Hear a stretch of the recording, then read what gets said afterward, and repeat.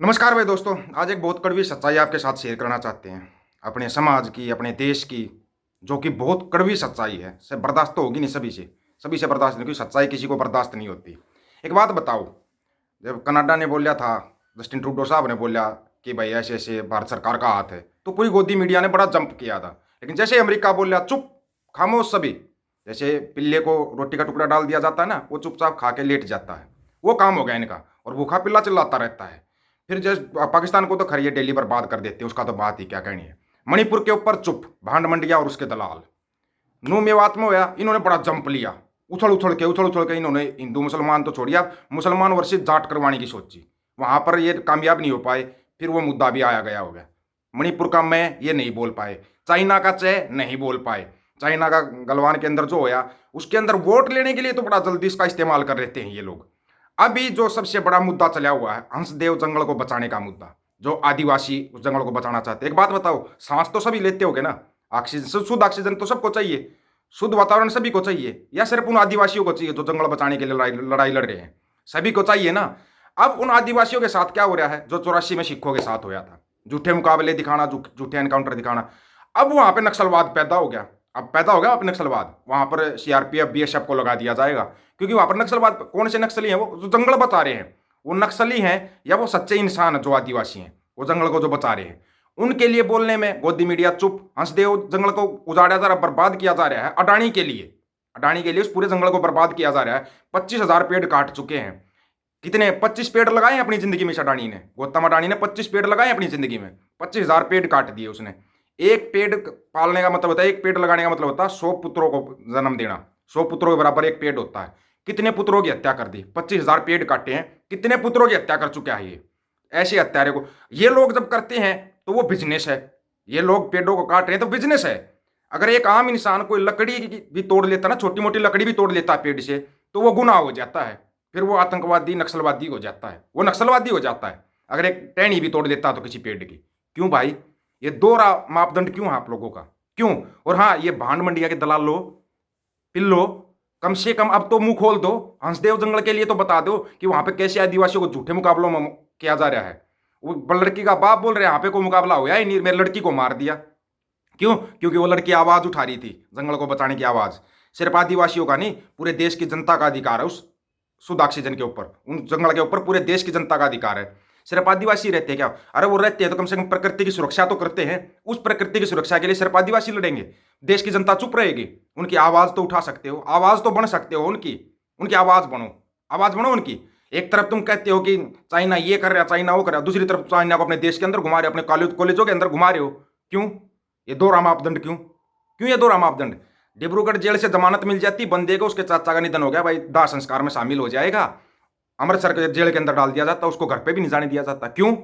ये दोहरा मापदंड क्यों है? इन क्यों के जवाब किसी के पास? अमृतपाल के चाचा के लड़के को गिरफ्तार किया जाता दिल्ली रेलवे स्टेशन के ऊपर 500 पुलिसकर्मी लगा के, ऐसे दिखाया जाता जैसे बहुत बड़ा कोई आतंकवादी टेररिस्ट आ गया भाई इस ट्रेन के अंदर। तो उनके पूरे सामान को तितर बितर कर दिया, उनके पास मिला कुछ भी नहीं। फिर वहां पे एक शब्द उठता, क्यों? क्यों किया ये? है इसका जवाब किसी के पास? किसी के पास इन क्यों का जवाब है इस क्यों का जवाब? अगर अपनी जमीन की बचाने सबका अधिकार है, आपको बता देते हैं, हरियाणा वालों मुबारक हो, अंबाला की जमीन जाएगी अब। अंबाला की, ध्यान से सुन लेना, अंबाला की जमीन के ऊपर नजर और कई सौ हजारों एकड़ जमीन का कल्याण होने वाला है। आपको कल्याण योजना चलाते हैं ये, ऐसे ही कल्याण करते हैं ये। अब ये किसानों का कल्याण करेंगे किसानों का। सबको पता है किसान आंदोलन होगा होगा। क्या करे किसान, कहां जाए? किसान तो लड़ लेगा, लेकिन उन आदिवासियों का साथ देने का अधिकार सबका है, सभी का अधिकार है। उन आदिवासियों की आवाज बनो। अगर आप वहां पर तो नहीं जा सकते, कम से कम आवाज तो बन सकते हो उन आदिवासियों की। वो जंगल बचाने के लिए लड़ तो रहे हैं बेचारे, अपने मतलब अपनी जान की बाजी लगा रहे हैं वो।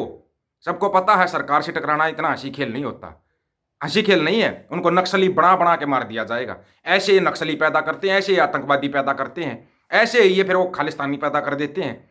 ये तो पैदा कर देते हैं, वो तो बिजनेस होता है। दूसरे अपने हकों के लिए बोल देते हैं, वो अपराध की श्रेणी में कैसे आता है? किसी के पास इस क्यों का जवाब? किसी के पास भी हो तो नहीं होगा, हमारे को पता नहीं होगा। क्यों क्यों क्यों? हजारों क्यों है जिनका कोई जवाब नहीं। भांड मंडियों के दलालों, तुम्हारे को लोग देखते हैं, सुनते हैं, तो कम से कम लोगों की आवाज तो सुना दो, वो बात तो पहुंचा दो। वो हंसदेव जंगल को बर्बाद किया जा रहा है। ये जितनी प्राकृतिक संपदा है, जो प्राकृतिक खनिज हैं, उनको बर्बाद किया जा रहा है, उनको बेचा जा रहा है। उनको बचाने की जिम्मेवारी किसकी है? एक तरफ तो कहोगे वातावरण जहरीला हो गया, हवा दूषित होगी, दूसरी तरफ उन हवा शुद्ध हवा करने के लिए तो पेड़ चाहिएंगे, उन पेड़ों को काटा जा रहा है, तब बोल नहीं रहे हो। क्यों? क्यों? हजारों क्यों है जिनका कोई जवाब नहीं है, किसी के पास कोई भी जवाब नहीं है। सवाल करो तो वो देश से गद्दारी है। कमाल है। कोई प्रेस कॉन्फ्रेंस की है क्या प्रधानमंत्री साहब? एक बार बता तो दो, उस जंगल को क्यों बर्बाद किया जा रहा है? हंसदेव जंगल को क्यों बर्बाद किया जा रहा है? उस पर सभी का अधिकार है, शुद्ध हवा के ऊपर सभी का अधिकार होता है, उसी हवा को खराब किया जा रहा है। क्यों? इन क्यों का जवाब नहीं, सिर्फ और सिर्फ पैसा। क्योंकि पैसा बोलता है, पैसे के लिए किया जाता है। जब आपको चंदा चाहिएगा ना, तब सभी खालिश हो जाएंगे, शुद्ध हो जाएंगे, सच्चे हो जाएंगे। जब अपने हक की बात करेंगे ना, तब वो खालिस्तानी हो जाएंगे, आतंकवादी हो जाएंगे, आतंकवादी पता नहीं क्या क्या हो जाएंगे। क्यों? ये दो मापदंड क्यों? और भांड मंडी को दलाल लो, अगर थोड़ी बहुत शर्म बची है, तुम एक इंसान के रूप में पैदा तो हो गए, गलती से पैदा हो गए, तुम पैदा तो पिल्लों में ही होने थे, लेकिन अगर इंसान के रूप में पैदा हुए हो ना, एक एक घड़ी मेकअप करके जो आती हैं, वो पै पै पै पै करती हैं, पापा पापा करती रहती हैं। कम से कम उन आदिवासी लड़कियों के लिए तो बोलो जिनको झूठे एनकाउंटर में मारा जा रहा है। लड़कियों के साथ बलात्कार हो जाता है, तुम्हारी जुबान में बस बर्फ जम जाती है। अगर जैसे तुमने जाटों को बदनाम किया था, भूलेंगे नहीं किसी बात को, याद दिलवाते रहेंगे। कैसे तुमने सिखों के साथ किया था, दिल्ली में गले में टायर डाल डाल के तुमने वो कर दिया था, उनको जिंदा जला दिया था। क्या किसी ने सवाल किया कि क्यों? है इस क्यों का जवाब? 84 क्यों होया? है किसी के पास इस क्यों का जवाब? कोई जवाब नहीं है। आतंकवादी बनाते हैं ये लोग, आतंकवादी बनाते हैं ये लोग, नक्सलवादी बनाते हैं ये लोग। जो अपना हक मांगता है वही आतंकवादी हो जाता है, अपना हक मांगने वाला इनके जरिए गुनाहगार हो जाता है। आवाज बनो भाई, आवाज बनो। अगर आवाज नहीं बन सकते, जो आवाज उठा रहे हैं ना, उनका सहयोग करो। सहयोग नहीं कर सकते तो कम से कम टांग तो मत खींचो, उनकी टांग तो मत खींचो। कुछ लोग लगे हुए हैं, नहीं नहीं ये तो नक्सली है, आदिवासी नहीं, नक्सली है। प्रधानमंत्री साहब, आपसे एक छोटा सा सवाल है। आपने चुनाव से पहले भाषण में बोला था कि आदिवासी समाज मेरा समाज है। अब वो समाज नक्सलवादी हो गया, आप किस श्रेणी में आए? फिर आप किस श्रेणी में आए? मीडिया ये सवाल कर सकती है? दम ही नहीं है, दम ही नहीं है भांड मंडिया में। लेकिन यहीं पे अगर दूसरी मीडिया होती तो वो सवाल खड़े कर देती, सवाल खड़े, और ऐसे सवाल खड़े हो जाते कि इनके समझ में नहीं आता, समझ में भी नहीं आता। फिर ये पानी मांगते, पानी गला सूख गया, पानी दे दो, पानी मांगते। फिर ये सवाल करो। तुम्हारे को जनता ने इतनी ऊपर तक बिठाया, जनता तुम्हारे को सुनती है, तो सवाल करो। सवाल हमेशा सत्ता से किया जाता है। विपक्ष को तो तुम चाहो सस्पेंड तब चाहो तब कर सकते हो। किसान आंदोलन की डेट रखी जा चुकी है। किसानों का सहयोग करना, हम नहीं कहें किसी किसान नेता का सहयोग करना, कोई चंदा देना नहीं, लेकिन किसानों का सहयोग करना, क्योंकि किसान सभी के लिए करता है। देश की सरहद के लिए बेटे भेजता है किसान, देश का पेट भरता है किसान। जो मेहनत किसान करता है ना, वो मेहनत किसी को दिखाई नहीं देती। अब देख लेना, उनको आतंकवादी बना दोगे तुम। आतंकवादी, भांड मंडिया के दलाल अपना माइक लेके तैयार बैठे हैं। अब की बार नहीं माइक कहीं और मिलेगा, ये भी याद रखना। कहीं आंदोलन में तुम आ जाओ और भांड मंडोला करने की सोचो तो अनाप की बार और ही कुछ भांड दिया जाएगा। सीधी इसको सलाह समझना। तुम तो चेतावनी बोल देते हो, लेकिन हम सलाह दे रहे हैं कि भांड मंडिया के दलाल कृपा करके दूर रहना, आंदोलन से दूर ही रहना।